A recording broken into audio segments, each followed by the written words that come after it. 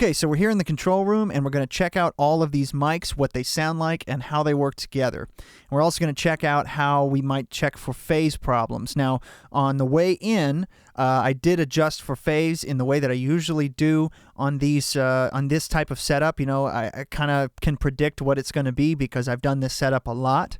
And so, for example, I know that I have to flip the phase on my OTK mic, and so I probably won't have to flip it in here, but I still do check it.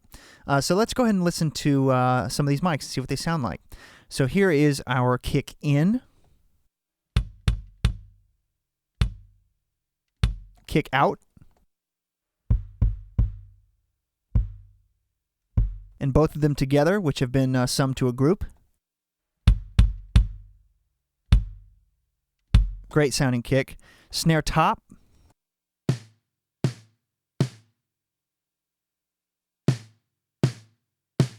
And snare bottom.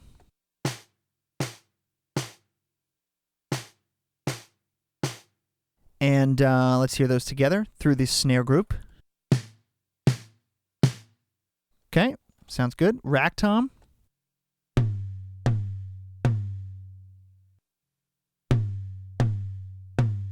Floor tom.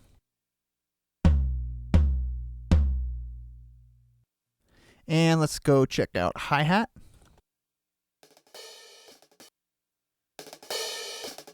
Those are big 16-inch hi-hats. They have a nice, smooth sound. They're great for recording. They're not overly bright, harsh, or loud. Okay, let's check out our stereo overheads. So this is, let's just play our left and right crash.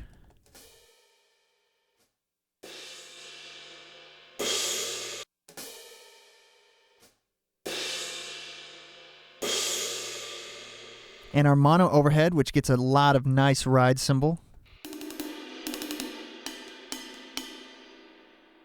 Okay, now I played just a simple groove here, so we're going to check out what that sounds like. I've done just a rough leveling on it.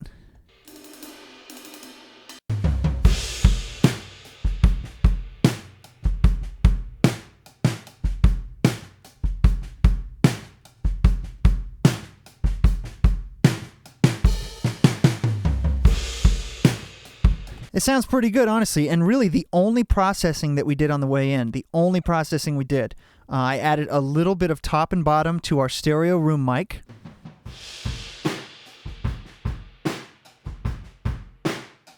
And when I say a little, I used an API 5500, the stereo 550B, and added 2 dB on the bottom shelf and 2 dB on the top shelf. I think it was 50 hertz and maybe 10K, and it's a ribbon. It doesn't have tons and tons of like low sub or like high frequency stuff, so I just added just a touch.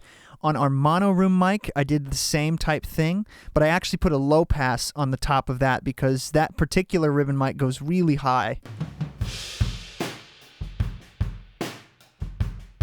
So I added a little bottom and top on this also, but then I put a low pass on. So I think I added bottom at 50, top at 7K or something, and then a low pass on top of that. I added a little bit of EQ to our OTK mic, just a crack of bottom and top on a Neve style preamp, so that was 60 hertz and then the fixed 12K.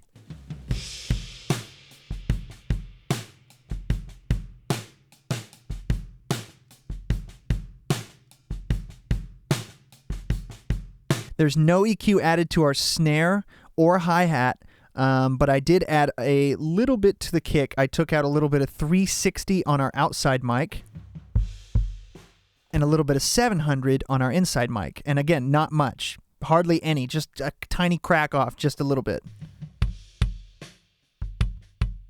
There's no EQ on the stereo overheads or the mono overhead. The PZM, I think I took out a little bit of bottom and top because it's kind of a weird scooped sounding mic. And I might even take out more in the mix. I might not even use it. That's kind of, so, and then I added a little bit of, let's see, what did I do here? I took out a little bit of like 500 on my rack tom. Not a lot. And then added a tiny crack of bottom end And on the floor tom, I did basically the same thing, except my mid-range was at 360 instead. So really tiny amounts of EQ. I mean, we're talking just a crack off center on all of these EQs, 2 dB maybe here and there, nothing crazy. And the only compression that we did was on our crush mic, which was the SM57 sitting underneath the like the right crash kick drum area, and we ran that through a standard audio leveler.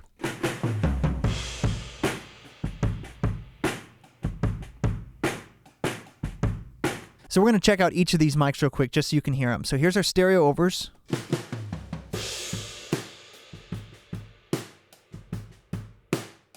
And our mono.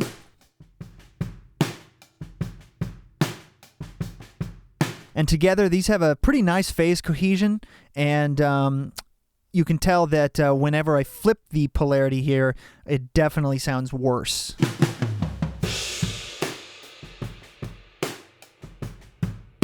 See, your snare completely goes away.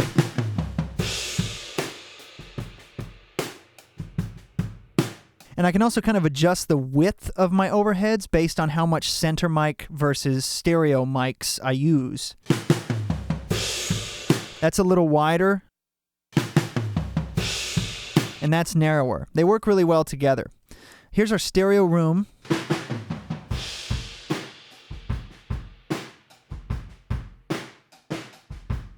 I just love that sound. It's so like, it sounds just like drums to me. And our mono.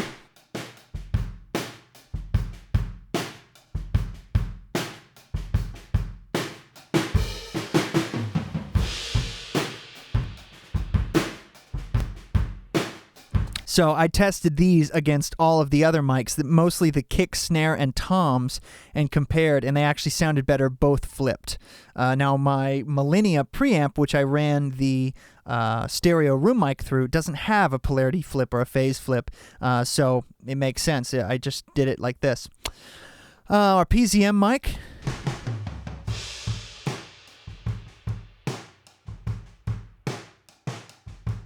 See, it gets that interesting, like aggressive snare thing, especially after it's compressed.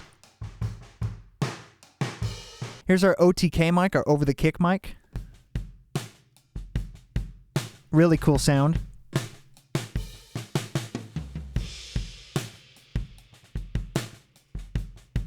Nice, like tight kit sound. Our crush mic.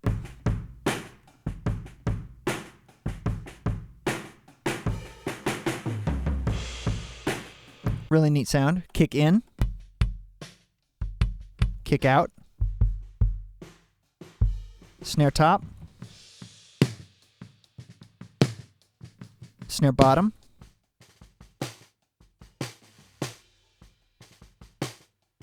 Rack and floor.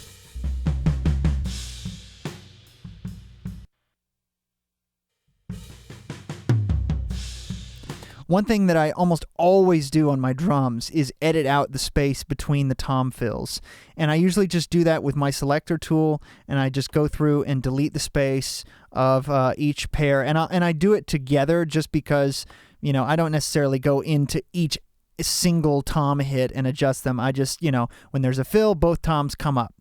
And then I just do a simple fade. I don't edit out the space at the end of the song, and I usually do at the beginning. But then I just go through and do a quick little fade on the front of each one, really, really short, like this, and then a slightly longer fade at the end. Really simple. Sometimes I'll go in and refine these as needed. You know, I might do this, or, you know, I might come in and adjust them. If one kind of got chopped off, I might adjust that. But for the most part, I just do it really quickly and then adjust if I need to. So let's check that out again. You don't want to make that fade at the end too strong, or you can kill the resonance on the length of that. So here's our hi-hat.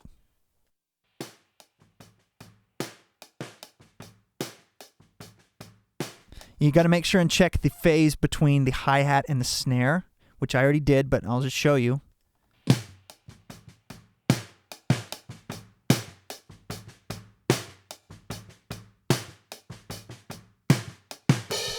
And what you're listening for is for these to get to be the fattest that they are. So if it's thinner, if it thins out, then those are canceling. You don't want that. A better example might be on the kick, in and out. Check this out.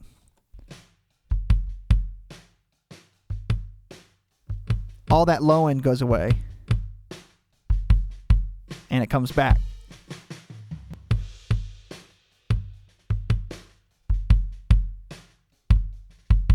So imagine, if you don't check for phase issues, and if you don't position the mics really carefully, it can completely ruin your drum sound. That's just kick in and out. Imagine that happening on your snare or your toms and your overheads or your room mics to your snare or, there's so many options that, the more microphones you have, the more careful you've got to be about that. So anyway, I just wanted to demonstrate that. Now what I'm going to do is just make a quick mix of these drums just with sort of volumes and pans. I kind of had one, but I'm going to sort of redo it. So I'm going to pull all these faders down and just start from scratch.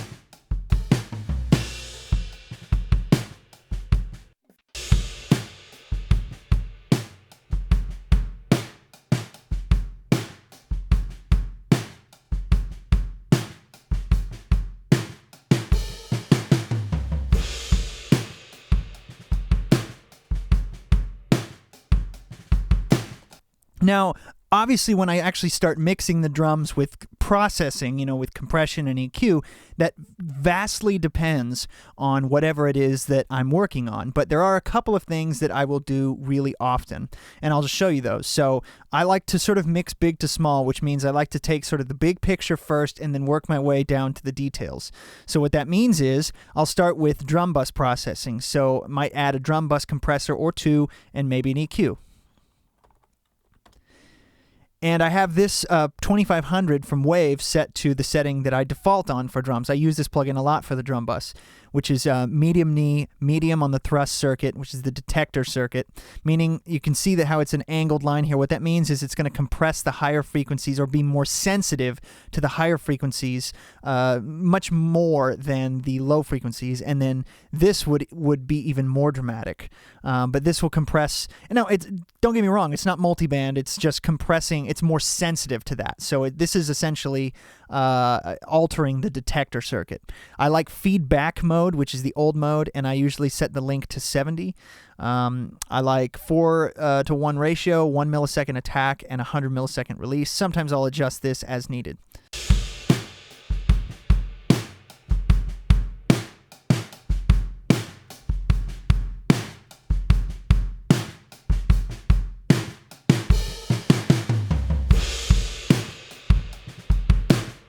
It sounds great. It works. It's squishy. It's punchy. Sometimes what I will do also is add some sort of a parallel compressor on the drum bus. And lately I've really been liking the Plugin Alliance Acme Opticom. Now this is modeled after the hardware unit. The hardware unit also sounds great, but I usually have this D setting that I made, this preset for drums, which is like pretty crushed, and then it's just blended in a little bit. So I'm going to pull the blend down.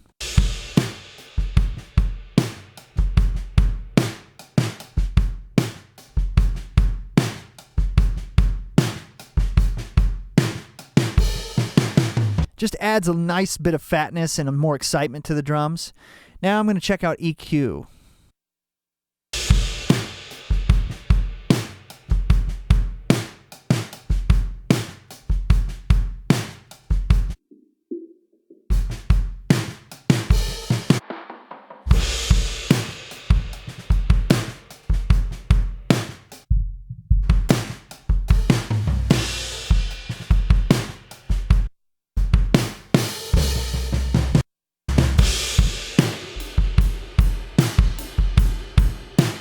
And of course, this would all depend on what I need in the mix and how big I want it to be, how bright or how dark or whatever. But I'm just kind of showing you. So I'll start with my drum bus, and then probably the two most common things I do after that are check out the snare and how the level's sort of inconsistent, and the snare transient can be really pokey and just harsh and sharp. So one of the things I like to do is add some sort of saturation to the snare group.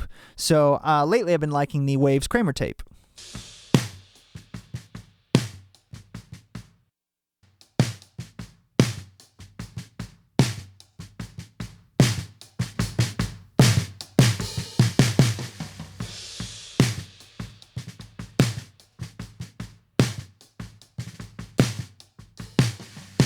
Now, notice how it evens out that level a lot.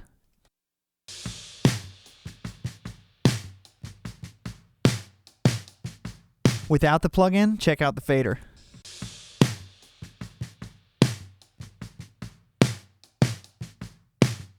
Now, it doesn't actually sound like much has happened, but that's sort of the beauty of tape.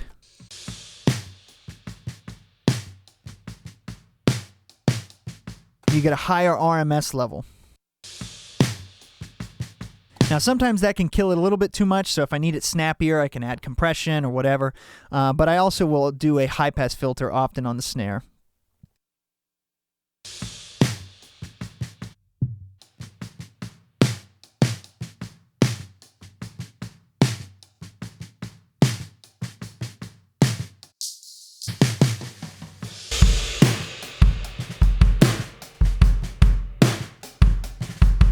Another really common thing that I do on the drums is use a Transient Designer on the kick. I've got a big 24-inch kick drum, and so sometimes the decay can get a little bit out of hand. It obviously depends a little bit on the type of music, the speed of the song, how the drummer, like if the drummer sticks their beater into the head or if they bounce, but check this out.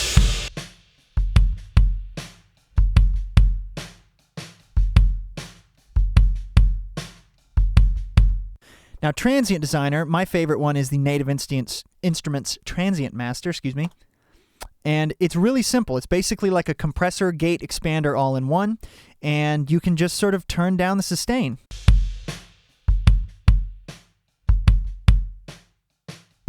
Or turn up the attack in a way that seems much more natural to me than a gate can. A gate sometimes can get a little bit like just too chopped, and even if you adjust the floor level or the speed, it just, I don't know. Now, I do love the Fab Filter gate. It has a ton of options to tweak, but I also just love the simplicity of the Transient Master.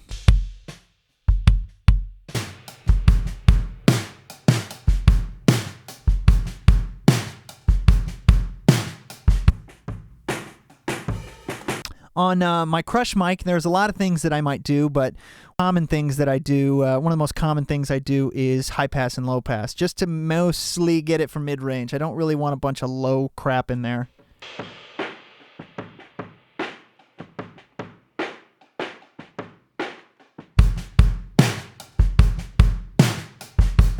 That already sounds pretty good, just, we've hardly done anything to it, mostly just some compression. We did some light EQ on the way in, but we were very careful about our mic positions and what mic choices we used and the drum tuning and all that stuff. So from here, it's just kind of like, well, whatever works, I don't have to use all these mics. If I want to just mute some of these other room mics, if I want it like a tighter, deader sound, I might do something more like this.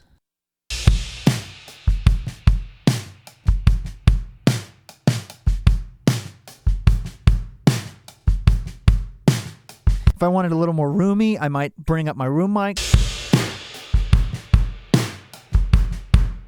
I might even compress my room mics like crazy.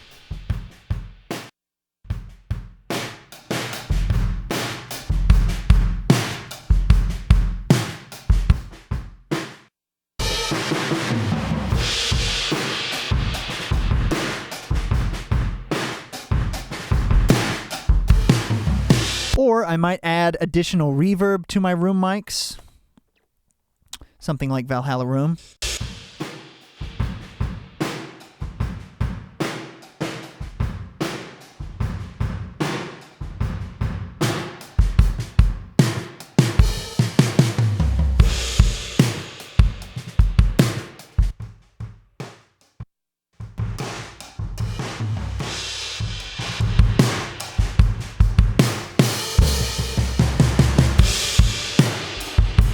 See, I've got a lot of options, and that's why I choose these mic positions and these mic choices, because I have a lot of options to tweak with in the mix. Now, maybe this wouldn't be right for you. Maybe this wouldn't give you the sound that you want. For me, I tend to like this setup, and whether or not I use any of these mics except for just like snare top, kick out, and overhead, I mean, that's great because I have that option.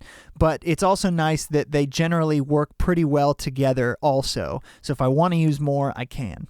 If you guys have any questions, comments, send me an email, recordingloungepodcast@gmail.com. Make sure to check out the podcast and the website, recordingloungepodcast.com. And I'll talk to you guys soon. Hope this has been informative to you. Check out for more episodes coming up next.